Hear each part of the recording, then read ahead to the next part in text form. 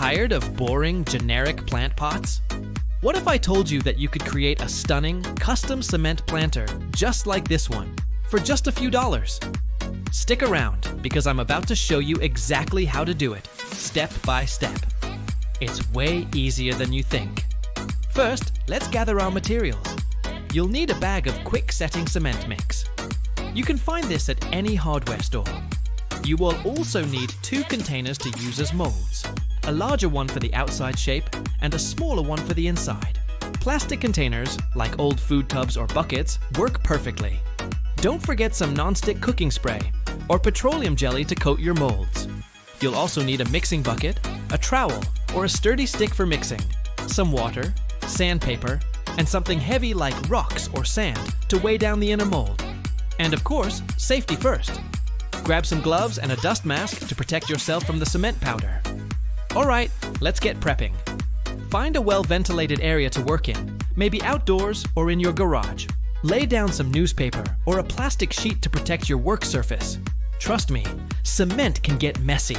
Now, take your molds. Thoroughly coat the inside of the larger container and the outside of the smaller container with your cooking spray or petroleum jelly. This is a crucial step. It's what will allow you to easily remove your planter from the molds later on. Don't be shy with it. Cover every single nook and cranny.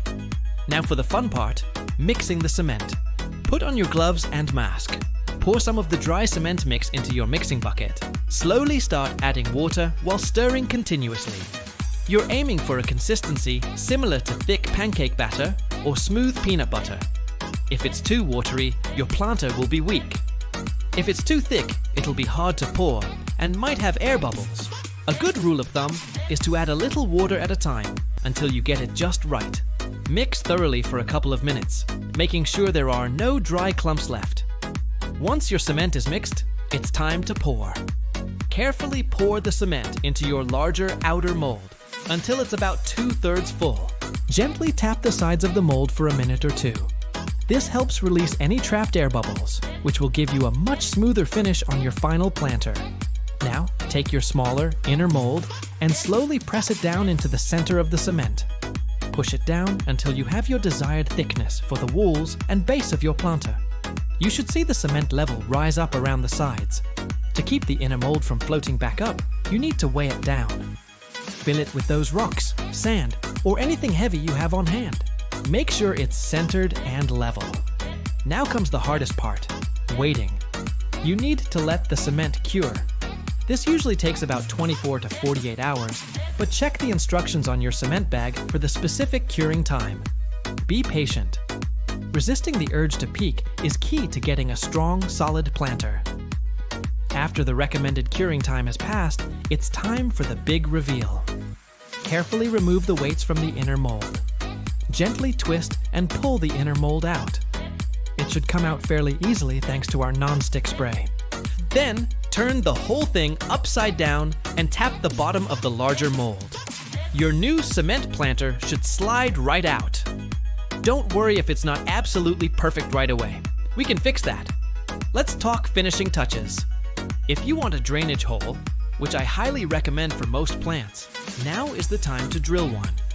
Use a masonry drill bit and drill slowly and carefully through the center of the base. If you notice any rough edges or imperfections on your planter, you can use sandpaper to smooth them out. Start with a coarser grit and move to a finer grit for a really polished look.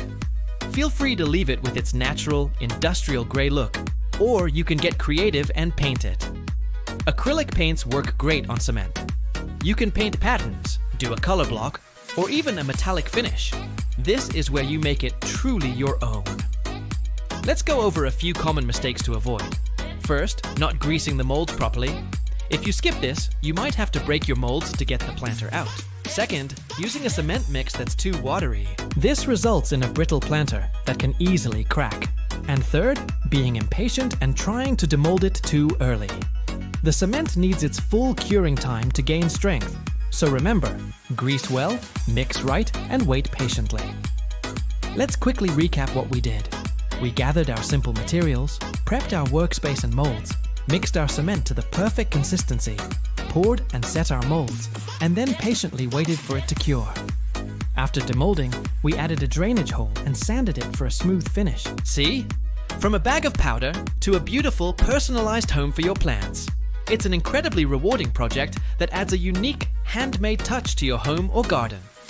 I hope you enjoyed this tutorial and feel inspired to create your own cement planter. If you do, I would absolutely love to see your creations. Share a photo in the comments below or tag me on social media. What will you plant in yours? Let me know. If you found this video helpful, please give it a thumbs up and do not forget to subscribe to the channel and hit that notification bell so you do not miss out on more fun DIY projects. Thanks for watching and happy creating. Hey everyone, and welcome back to the channel. You all absolutely loved our last project, and the comment section was buzzing with amazing ideas and questions. So today, we're diving back in with a special advanced session. We're going to explore some exciting variations, share pro tips for making your creation truly unique and durable, and tackle some of the common little hiccups you might have run into. Ready to take your skills to the next level? Let's get started. First up, let's talk about variations. The basic design is a fantastic starting point, but the real magic happens when you make it your own. For those working with wood, have you considered using a different type of stain? A dark walnut can give a classic, rustic vibe, while a light, weathered gray can look incredibly modern and chic. If you're using fabric, think about patterns. A bold geometric print can completely change the personality of the piece compared to a soft floral. You could even mix materials. Imagine adding some sleek metal accents to the wooden frame, or maybe some leather straps for a more industrial feel. The key is to think about the style of your space and let that guide your choices. Don't be afraid to experiment. Now, let's get into some advanced tips for customization and durability. One of my favorite tricks for a professional finish is to slightly round the edges of any cut wood with fine grit sandpaper before you even start assembling. It gives the piece a softer, more high-end look and feel. When it comes to painting, a good primer is your best friend. It ensures the color goes on evenly and adheres properly, which prevents chipping down the line. For projects that will see a lot of use, consider applying 2 or 3 thin coats of a clear polyurethane sealer. This will protect it from scratches, water damage, and daily wear and tear, keeping your hard work looking beautiful for years. Alright, let's move on to troubleshooting. A few of you mentioned having trouble with wobbly joints. The best way to fix this is to go back and check your connections. Sometimes, a screw just needs an extra quarter turn. If that doesn't work, you can add a small amount of wood glue before tightening the screws. This creates an incredibly strong bond. Another common issue was uneven paint or stain. This usually happens when the surface isn't prepped correctly. Always make sure your surface is clean, dry, and lightly sanded. And remember, it's always better to apply 2 thin coats rather than 1 thick one. This prevents drips and gives you a much smoother, more professional finish. I've been so inspired seeing all your versions of this project. Keep sharing them with me in the comments or tag me on social media. Your creativity is what makes this community so special. Remember, every project is a learning experience, so don't be discouraged by small mistakes. That's how we grow as makers. I hope these advanced tips help you create something you're truly proud of. If you found this video helpful, please give it a thumbs up and subscribe so you don't miss our next adventure. Thanks for watching and happy creating!